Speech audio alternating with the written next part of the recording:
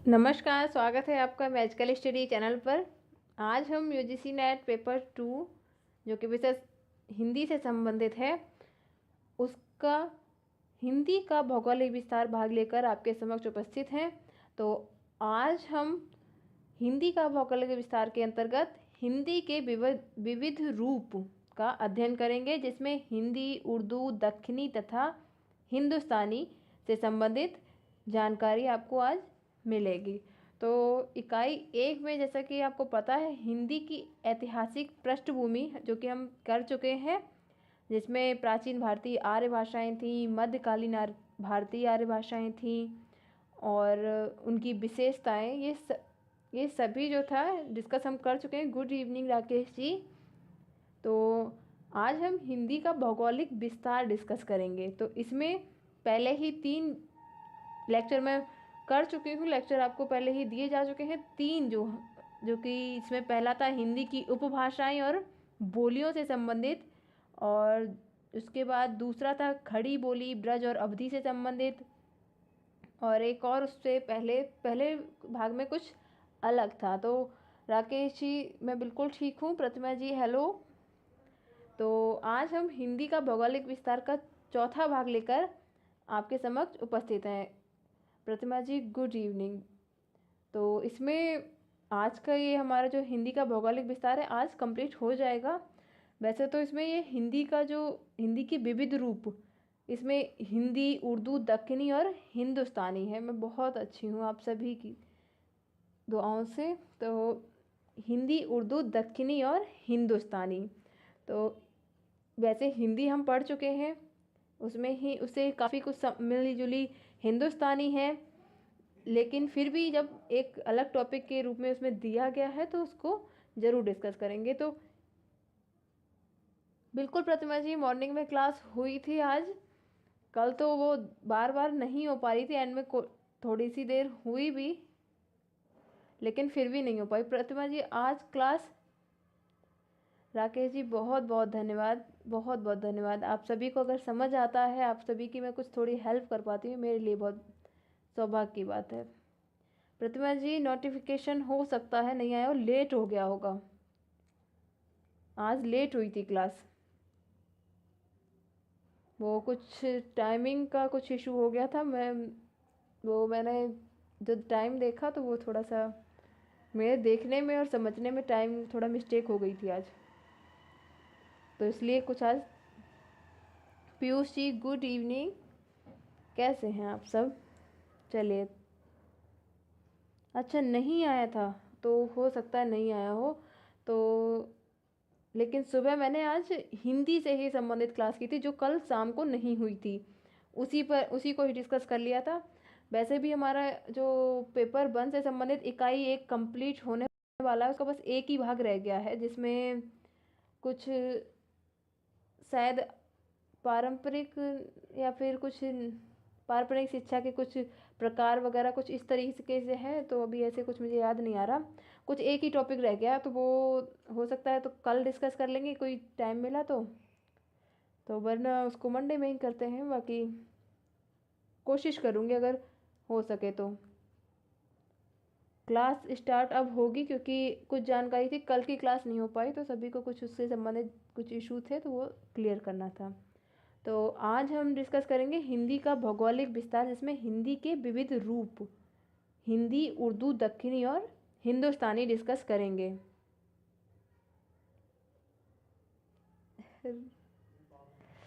Okay okay, चलो शुरू करते हैं। हिंदी के विविध रूप।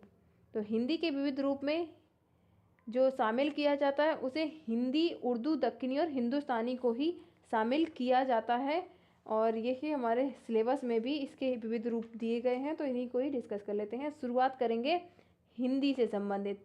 हिंदी तो वैसे भी, महेश जी नमस्कार, हिंदी तो हम वैसे भी कई बार डिस्कस कर चुके, 2-3 बार हिंदी को बार बार इसका अध्ययन कर चुके हैं, पर इसका विविध रूप देख लेते हैं कि जिस रूप में आज ही हिंदी विकसित है, वह खड़ी बोली का ही साहित्यिक रूप है। यानी जो खड़ी बोली का ही जो साहित्यिक रूप है, वो हिंदी जो है आजकल जो विकसित हो गई है, वो खड़ी बोली का ही, जो खड़ी बोली थी उसका ही एक साहित्यिक रूप उसे प्रदान कर दिया गया है वही हिंदी है। और खड़ी बोली का विकास 19वीं शताब्दी में हुआ था। तो इसमें जो खड़ी बोली के में जो रचना की थी उसके सब पहले रचनाकार माने जाते हैं अमीर खुसरो। तो अमीर खुसरो ने सर्वप्रथम हिंदी खड़ी बोली में रचना की और उन्होंने अपनी भाषा को हिंदवी कहा था। तो ये ध्यान रखें कि अमीर खुसरो ने अपनी भाषा को क्या कहा था, हिंदवी। ये जरूरी है, ये क्वेश्चन शायद पिछली बार केबीएस में भी आया था। ये केबीएस का जो एग्ज़ाम दे रहे हैं उनके लिए भी इम्पोर्टेंट है कि उसमें कुछ भाषाओं का विस्तार भी आया था और अमीर खुसरो से संबंधित भी कुछ क्वेश्चंस आए थे। तो मध्यकाल में ब्रज भाषा और अवधी साहित्यिक भाषाएं थीं। इसमें ब्रज भाषा और अवधी हम कल पढ़ चुके हैं, लेकिन जनसंपर्क के रूप में हिंदी सशक्त भाषा के रूप में रही। तो वैसे तो वहाँ पे ब्रज भाषा और अवधी जो थी उसमें साहित्यिक रचनाएं की जाने लगी थी उस टाइम पर, लेकिन जो जनसंपर्क के रूप में जो भाषा थी वो हिंदी वहाँ पे काफ़ी सशक्त रूप में वहाँ पे रही, जिसमें भारतेंद्र हरिश्चंद्र जी, महावीर प्रसाद द्विवेदी, प्रेमचंद, रामचंद्र शुक्ल, जयशंकर प्रसाद, सूर्यकांत त्रिपाठी निराला, इन सभी कवियों और साहित्यकारों से आप वैसे ही परिचित होंगे। तो इन सभी साहित्यकारों ने गद्य पद रूप में हिंदी में साहित्यिक रचनाएं करके इसे परिष्कृत करने में महत्वपूर्ण योगदान दिया है। तो इन सभी जो रचनाकार हैं इन्होंने काफ़ी रचनाएं जो हिंदी में ही की हैं। खड़ी बोली जो भाषा थी उसका जो परिष्कृत रूप है, उसका जो साहित्यिक रूप है, उसमें काफ़ी रचनाएं इन्होंने की थी। इन सभी से आप परिचित होंगे, किसी न किसी रूप में आपने इनकी रचनाएं जरूर पढ़ी होंगी। तो ब्रिटिश राज में क्या था कि जन समूह को संबोधित करने में तत्कालीन महान नेताओं जैसे गांधी जी हुए, तिलक हुए, दयानंद सरस्वती, इन सभी ने हिंदी का प्रयोग किया। इसकी ब्रिटिश राज में जो भी जन समूह संबोधन करते थे, जन समूह का जो भी सभाएं होती थी, उस टाइम जो भाषा प्रयोग की जा रही थी तो वो हिंदी का ही वो प्रयोग कर रहे थे। और धीरे धीरे हिंदी का महत्व बढ़ता गया और राजभाषा के रूप में प्रतिष्ठित हो गई। तो इसी तरह से जो पहले साधारण में राजभाषा के रूप में प्रतिष्ठित हो गई, तो है वो अन्य देशों में भी बोली जाती है। जैसे कि जो भारतीय लोग हैं वो बाहर अगर रहते हैं तो वो हिंदी का खड़ी बोली हिंदी का ही प्रयोग करते हैं। जैसे मॉरिशस हो गया, मॉरिशस में तो काफ़ी प्रयोग होता है, वहाँ पे तो हिंदी पढ़ाई जाती है बिल्कुल। तो मॉरिशस के बारे में मैंने काफ़ी कुछ पढ़ा है। तो मॉरिशस हो गया, कनाडा हो गया, गुआना, नेपाल, फिजी, ये सब जो सारे देश हैं इनमें हिंदी के आपको अनेक रूप देखने को मिल जाएंगे। तो इस प्रकार जो हिंदी जो है वो केवल राष्ट्रीय भाषा ही नहीं, वो अंतर्राष्ट्रीय रूप से भी अपना महत्व रखती है। वैसे हिंदी जो आपकी भाषा है उसमें संस्कृत है, संस्कृत से संबंधित शब्द भी मिलेंगे, अरबी, फारसी, अंग्रेजी, सभी जो विदेशी भाषाएं हैं उन सभी का उसमें प्रभाव आपको देखने को मिल जाएगा। अब बात करते हैं उर्दू की। तो उर्दू फारसी लिपि में लिखी जाती है और उर्दू का जन्म खड़ी बोली में हुआ है। यही कारण है कि विद्वान हिंदी व उर्दू को बहनें मानते हैं।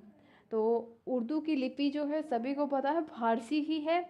तो जो उर्दू का जन्म है वो खड़ी बोली से हुआ है और हिंदी का भी जन्म खड़ी बोली से ही हुआ है। तो इन दोनों का जो जन्म खड़ी बोली से हुआ है, इसीलिए इन दोनों को ही बहनें कहा जाता है। और वैसे तो उर्दू में जो अरबी और फारसी शब्दों की बहुलता मिलती है, अधिकतर अरबी और फारसी के ही शब्द प्रयोग किए जाते हैं और ये फारसी लिपि में ही लिखी जाती है। तो जो ब्रिटिश उपनिवेश काल जो था, तो उसके दौरान अंग्रेज़ों ने हिंदू व मुस्लिम दोनों में फूट डालकर, या टाइपिंग मिस्टेक है, फूट डालकर उर्दू को मुस्लिमों एवं हिंदू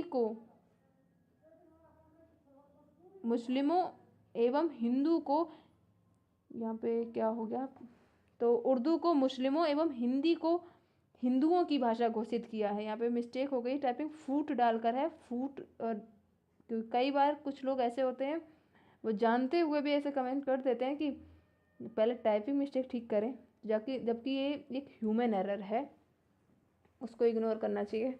तो जो ब्रिटिश उपनिवेश काल था उसमें जो अंग्रेज़ों ने क्या किया, पहले तो हिंदू और मुसलमान लोगों को आपस में फूट डाला, उनमें डिवाइड एंड रूल का जो उनकी एक रणनीति थी वो अपनाई, और उसके बाद उर्दू को मुस्लिमों की भाषा कहने लगे, और उसको उर्दू को मुस्लिमों की भाषा उन्होंने घोषित कर दिया।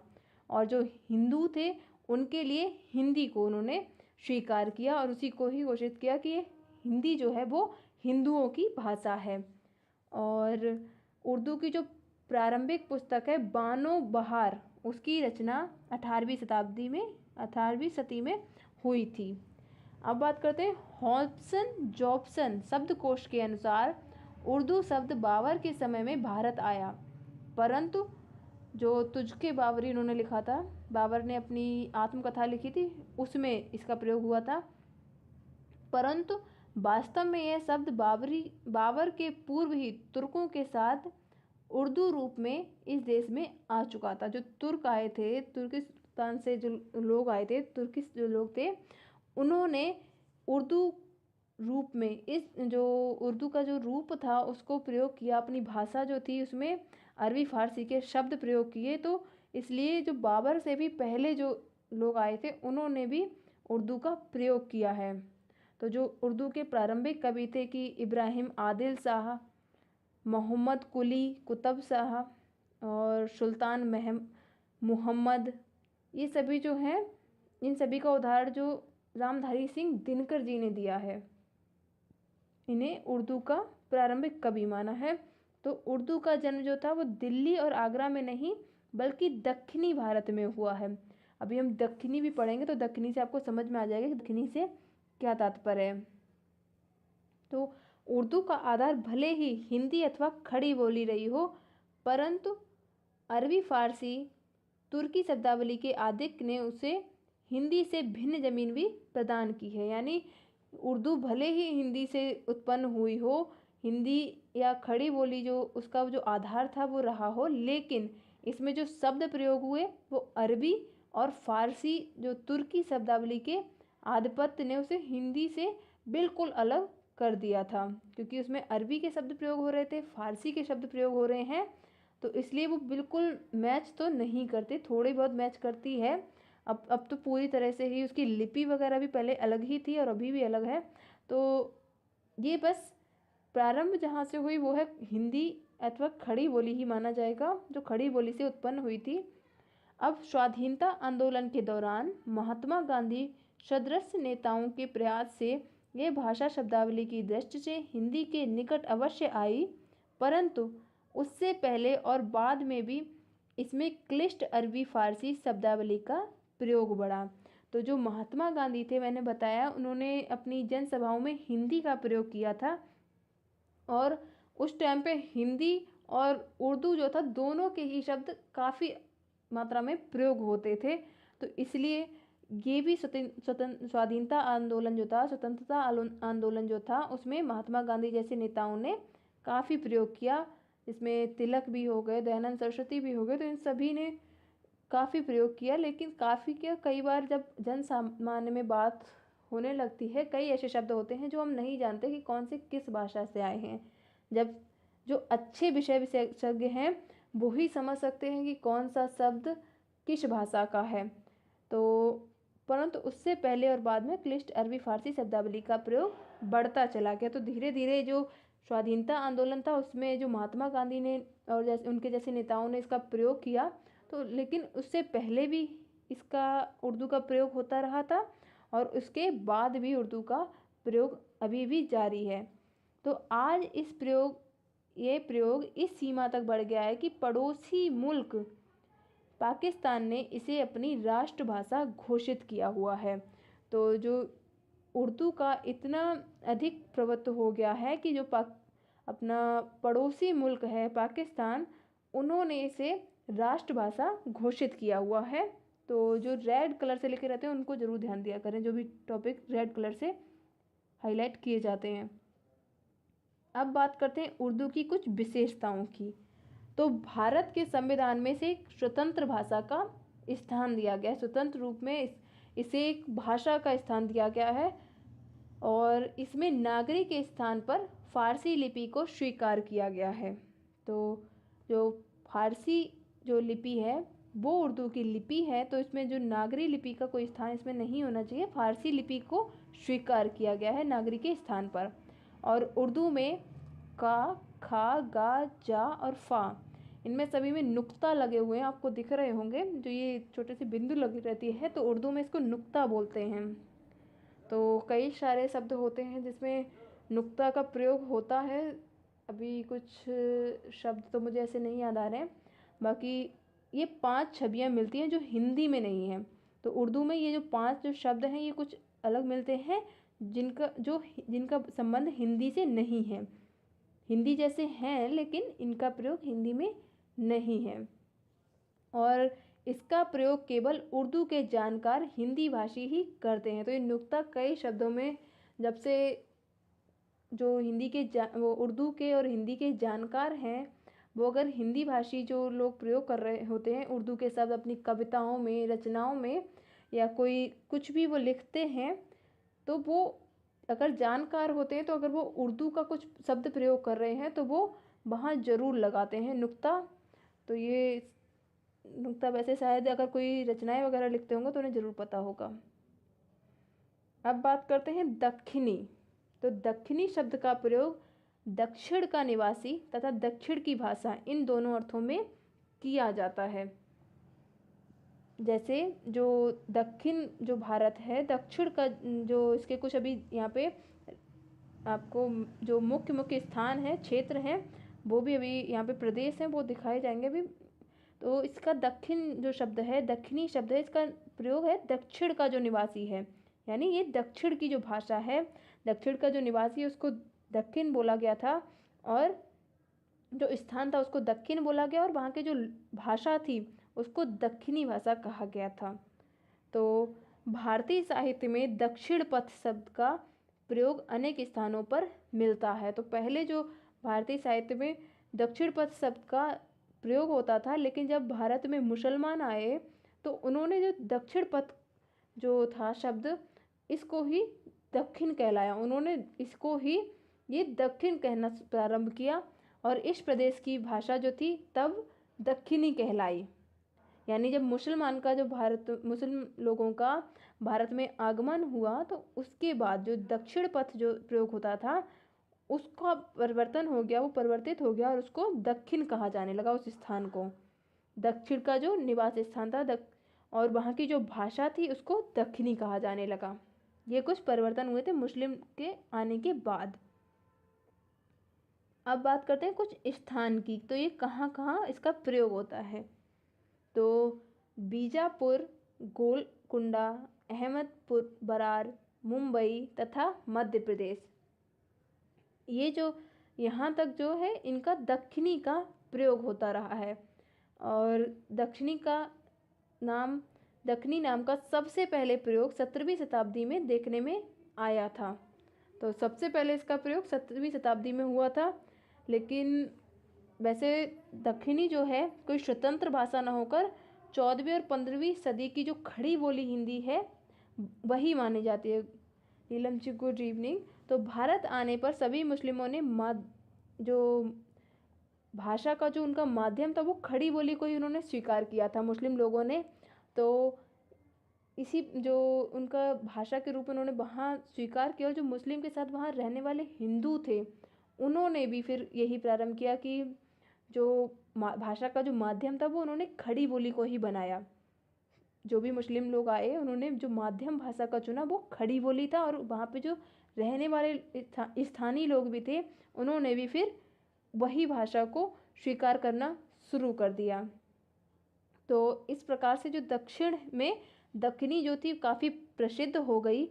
और इसके बारे में जो प्रसिद्ध इतिहासकार हैं गारसा द तासी, उन्होंने कुछ लिखा है, वो देखते हैं कि दक्षिणी को हिंदी का ही अन्य नाम स्वीकार करते हैं वो।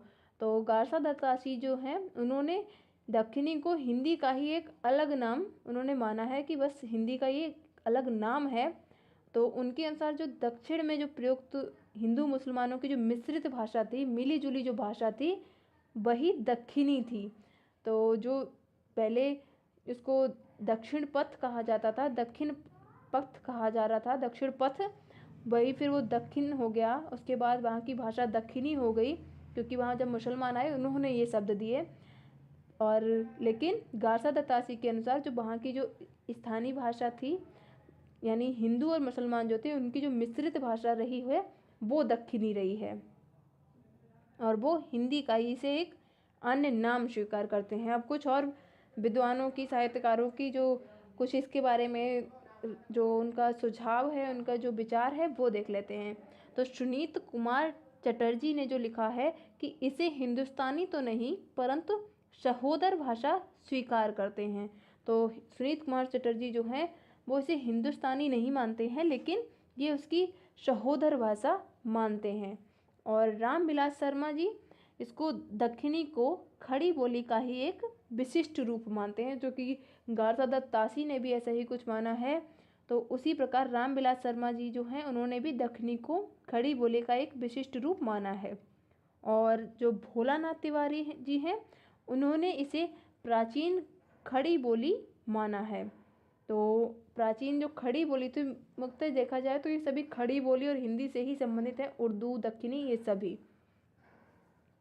तो जो दक्षिणी भाषा थी उसमें खड़ी बोली से अलग ब्रज, हरियाणवी, मेवाती, पंजाबी और कुछ अवधी के भी रूप पाए जाते हैं। और दक्षिणी भाषा में जो गद्य पद्य दोनों विधाओं में जो साहित्यिक रचनाएं मिली हैं, जो दोनों गद्य में भी रचनाएं मिली हैं और पद्य में भी, दोनों विधाओं में दक्षिणी भाषा में जो रचनाएं लिखी गई हैं। और दक्षिणी का जो प्रारंभिक साहित्यकार जो थे वो ख्वाजा बंदा नवाज गसूद राज, इनको माना जाता है। और इनकी जो रचना थी वो थी मिराजुल आशिकीन। तो दक्षिणी, इसे दक्षिणी गद्य का प्रथम उदाहरण मानते हैं। ये तो कुछ थी जानकारी दक्षिणी से संबंधित। अब इसकी कुछ विशेषताएं भी देख लेते हैं कि दक्षिणी जो थी वो दक्षिण की भाषा होने के साथ दक्षिणी कहलाई, ये मैंने आपको भी बता दिया है। और इसकी लिपि उर्दू के समान फारसी है। तो उर्दू भी फारसी में लिखी जाती है और दक्षिणी भी फारसी में ही लिखी जाती है। अब इसे गुजरी भी कहते हैं, क्योंकि दक्षिणी का गुजरात में प्रयुक्त होने वाला रूप गुजरी भी कहा जाता है। तो यानी जो गुजरात में जो इसका रूप प्रयोग हो रहा है दक्षिणी का, उसे गुजरी कहा जाता है। और उसमें अरबी फारसी के अतिरिक्त गुजराती शब्द भी मिलते हैं। तो दक्षिणी का ही एक रूप है गुजरी, तो ये ध्यान रखें। और इसकी कुछ विशेषताएं यही होंगी कि खड़ी बोली सभी स्वर दक्षिणी में भी मिलते हैं, जो भी स्वर खड़ी बोली में है वही स्वर दक्षिणी में। बोली के सभी व्यंजन जो हैं उनका प्रयोग भी इस भाषा में मिलता है, यानी जो भी स्वर थे खड़ी बोली में और जो भी व्यंजन हैं वो सभी दक्षिणी में प्रयोग किए जाते हैं। और संयुक्त व्यंजनों के स्थान पर ना का प्रयोग होता है। तो जैसे चांदनी है तो उसको चांदनी कहा जाएगा। और ने जो होता है, परसर्ग होता है ने, उसको न बोला जाता है इसमें दक्षिणी में। और कर्म कारक में कुं, कु, इस तरीके के कुछ प्रयोग किए जाते हैं। इसके कुछ इसी तरीके के प्रयोग हैं, ज़्यादा कुछ अलग नहीं है खड़ी बोली से। अब बात करते हैं हिंदुस्तानी क्या है। तो हिंदुस्तानी शब्द का प्रयोग एक शैली के लिए होता रहा है, जो 17वीं शताब्दी में इस रूप में हिंदुस्तानी का पहला प्रयोग स्वामी प्राणनाथ में मिलता है। तो जो हिंदुस्तानी शब्द का प्रयोग है एक शैली के रूप में होता है। तो जो यूरोपीय यात्री थे, ईसाई पादरी थे और अंग्रेज कालीन सरकारी कर्मचारी थे, तो वो हिंदी से ज़्यादा हिंदुस्तानी शैली का प्रयोग करते थे। जो 1800 ईस्वी में फोर्ट विलियम कॉलेज की स्थापना हुई और वहाँ हिंदुस्तानी विभाग की अलग से स्थापना की गई। तो ये याद रखना है कि 1800 ईस्वी में फोर्ट विलियम कॉलेज की स्थापना हुई थी और वहाँ पे एक अलग से एक विभाग बनाया गया जिसको हिंदुस्तानी विभाग का नाम दिया गया। और फोर्ट विलियम कॉलेज के जो प्राचार्य थे जॉन गिलक्राइस्ट, तो जो जॉन गिलक्रास्ट थे, उन्होंने इसे ग्रामीण हिंदी तथा उर्दू दो रूपों में ग्रहण किया है। यानी हिंदुस्तानी को जो एक ग्रामीण हिंदी तथा उर्दू दो रूपों में उन्होंने ग्रहण किया था, जो फोर्ट विलियम कॉलेज के उस टाइम पे प्राचार्य थे। और फोर्ट विलियम कॉलेज में हिंदुस्तानी के नाम पर उर्दू पढ़ाई जाती थी। तो वहाँ एक हिंदुस्तानी जो कहा जाता था कि वहाँ पे एक अलग से विभाग की स्थापना हुई, लेकिन उस कॉलेज में जो हिंदुस्तानी के नाम पे उर्दू पढ़ाई जाती थी। तो जो 19वीं शताब्दी में यूरोपीय विद्वानों द्वारा लिखे गए सभी हिंदुस्तानी कोश उर्दू के ही कोश थे। यानी समझा जाए तो एक उर्दू का इस पर बहुत ज़्यादा ही प्रभाव था हिंदुस्तानी पर। तो 19वीं शताब्दी में जो यूरोपीय विद्वानों ने द्वारा जो भी उन्होंने लिखे हैं हिंदुस्तानी कोश, वो सभी उर्दू में ही लिखे हैं। और हेनरी यूल बर्गेल कृत, जो उन्होंने हेनरी यूल बर्गेल ने जो कृति लिखी है प्रसिद्ध कोश हॉब्सन जॉब्सन में भी हिंदुस्तानी जबान को उर्दू कहा है। तो जो हिंदुस्तानी भाषा थी उसको उन्होंने उर्दू कहा है। और जो 17वीं शताब्दी में पुर्तगाली हिंदुस्तान में व्यापार करने के लिए आए, तो उन्होंने देश की भाषा जो थी, जो देश का जो नाम था हिंदुस्तान, उसी के आधार पर उन्होंने देश की भाषा का नाम हिंदुस्तानी रखा। ये उस टाइम पे 17वीं शताब्दी में जब पुर्तगाली आए थे तो उन्होंने रखा था, जो शायद 1558 के या 1600 के आसपास आए थे। तो उन्होंने हिंदुस्तान जो देश का नाम रखा, हिंदुस्तान तो कहते ही थे, तो उसके आधार पर ही इन्होंने वहाँ की भाषा को हिंदुस्तानी कहा। और जो अंग्रेज थे उन्होंने भी फिर इसी जो नाम को हिंदुस्तानी रूप में इसको ग्रहण किया था। उन्होंने तुर्क जो थे आए, पुर्तगाली जो आए थे, उन्होंने हिंदुस्तानी रखा, लेकिन जो अंग्रेज जो थे उन्होंने इसको हिंदुस्तानी रूप में इसको ग्रहण किया। और इसको सभी विद्वान ज़्यादातर इसे मानते हैं, इसको मान्यता देते हैं इसको। जैसे डॉक्टर सुनीत कुमार चटर्जी थे, उन्होंने भी इसका प्रयोग 17वीं शताब्दी से ही माना है, हिंदुस्तानी का प्रयोग 17वीं शताब्दी से ही माना है। और लेकिन जो भोलानाथ तिवारी, उन्होंने 15वीं शताब्दी से पहले से स्वीकार किया है कि इससे पहले जो हिंदुस्तानी थी वो प्रयोग की जाने लगी। और जो बाबर की जो आत्मकथा थी तुझके बाबरी, उसमें भी हिंदुस्तानी शब्द का आपको प्रयोग मिलेगा। तो अब बात करते हैं महात्मा गांधी ने इसके बारे में क्या लिखा है। तो महात्मा गांधी के अनुसार हिंदुस्तानी वह भाषा है जिसको उत्तर में हिंदू व मुसलमान बोलते हैं। यानी दक्षिण की जो भाषा थी उसको दक्षिणी कहा गया, और उत्तर की जो भाषा थी महात्मा गांधी के अनुसार वो हिंदुस्तानी है। जैसे उत्तर के लोग हिंदू व मुसलमान जो लोग थे सभी लोग इसको बोलते थे, वो हिंदुस्तानी थी। और जो नागरी अथवा फारसी लिपि में लिखी जाती थी, यानी इसे दोनों लिपि में लिखा जाता था, नागरी में भी और फारसी में भी। और रंजू मैम बिल्कुल नमस्कार, आपका भी स्वागत है।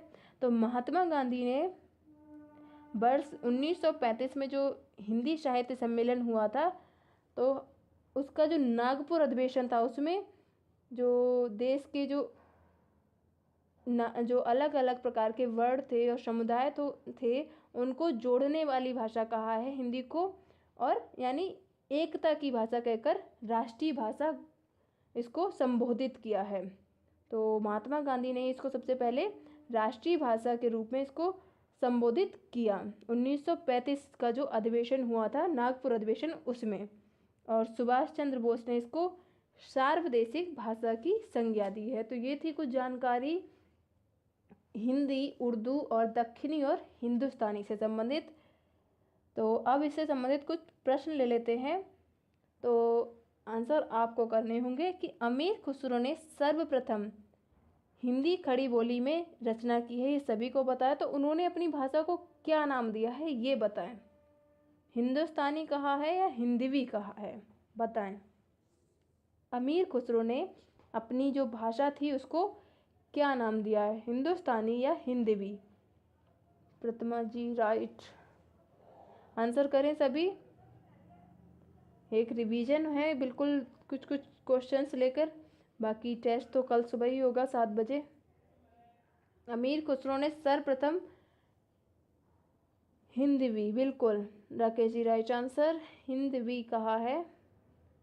तो अमीर खुसरो ने सबसे पहले जो खड़ी बोली हिंदी के जो प्रथम रचना जो लिखी उन्होंने अमीर खुसरो ने लिखी और उन्होंने अपनी भाषा को हिंदवी नाम दिया। अगला क्वेश्चन है फोर्ट विलियम कॉलेज की स्थापना कब हुई, 1800 ईस्वी में या 1700 ईस्वी में? तो फोर्ट विलियम कॉलेज की स्थापना कब हुई बताएं। फोर्ट विलियम कॉलेज की स्थापना कब हुई थी, 1800 ईस्वी में या 1700 ईस्वी में? बिल्कुल प्रतिमा जी राइट, राकेश जी बिल्कुल राइट। तो फोर्ट विलियम कॉलेज की स्थापना हुई थी 1800 ईस्वी में। और फोर्ट विलियम कॉलेज के प्राचार्य कौन थे, जॉन गिलक्राइस्ट या जॉर्ज ग्रियर्सन? बताएं।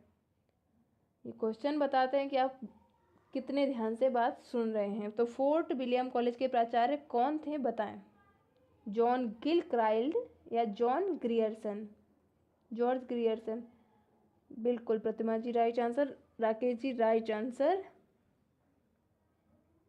और अगला क्वेश्चन है भोलानाथ तिवारी दक्षिणी को क्या मानते थे, सहोदर भाषा या प्राचीन खड़ी बोली?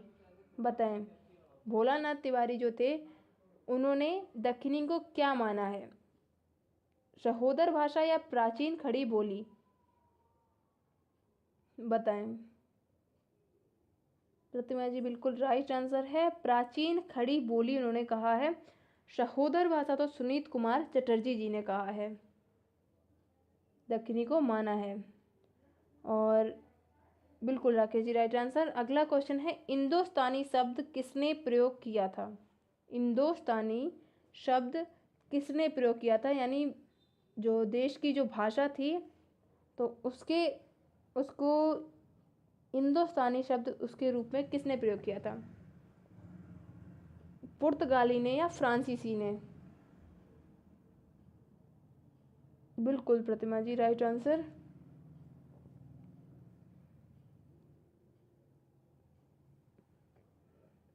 तो हिंदुस्तानी शब्द जो था वो पुर्तगाली लोगों ने प्रयोग किया था। इन्होंने भारत देश के लिए हिंदुस्तान और वहाँ की भाषा के लिए हिंदुस्तानी प्रयोग किया था, राकेश जी राइट आंसर। तो ये था आज की क्लास हिंदी के विविध रूप से संबंधित। अब हमें जो अगला टॉपिक हमारा जो मंडे से स्टार्ट होगा वो होगा जो कुछ हिंदी का भाषिक स्वरूप से संबंधित। आप सभी का धन्यवाद। और अगर वीडियो उपयोगी लगी हो तो प्लीज़ लाइक ज़रूर कर दिया करें। तो इसमें अब हमारा हिंदी का भाषिक स्वरूप शुरू होगा, उससे देखते हैं। बिल्कुल कल मॉर्निंग में टेस्ट होगा, 25 क्वेश्चन होंगे पेपर 1 से संबंधित, 25 क्वेश्चन होंगे पेपर 2 से संबंधित। खासकर बात ये होगी, बिल्कुल लिंक व्हाट्सएप पर दे दूंगी। प्रतिमा जी आपका भी धन्यवाद, बहुत बहुत धन्यवाद। आप सभी को पसंद आता है तो एक मेन उसका जो मोटिव है वो यही है कि वो जो हमने पूरी क्लास जो की है इस सप्ताह उन सभी का रिवीजन करना। तो अगर कोई भी जो क्वेश्चन होगा उससे संबंधित पूरा डिटेल भी वहाँ पे दिया जाएगा। तो 7 बजे का टाइम अगर वैसे मेरे हिसाब से तो ठीक है, बाकी आप लोगों को अगर ठीक नहीं लगा, अगर मतलब कुछ आपको इशू रहता है तो आप उसको बाद में ज़रूर देख लें, क्योंकि इसमें जो भी क्वेश्चन होगा उसको डिस्कस ज़रूर करूँगी। बिल्कुल राकेश जी आपका ईमेल मुझे मिला है, तो जो भी ईमेल मुझे मिले हैं सारे उन सबका आंसर मैं 9 बजे करूँगी। चलिए, वीडियो देखने के लिए, हमसे जुड़ने के लिए आप सभी का धन्यवाद। प्रतिमा जी बहुत बहुत धन्यवाद।